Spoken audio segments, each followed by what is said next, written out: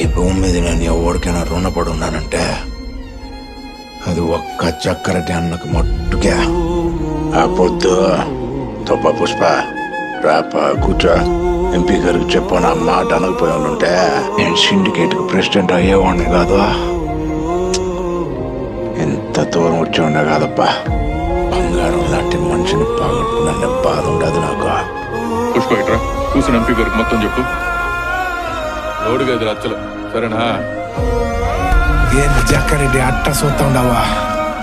నేను వచ్చినా నేందనా మనకే లచ్చ ఉండొచ్చు.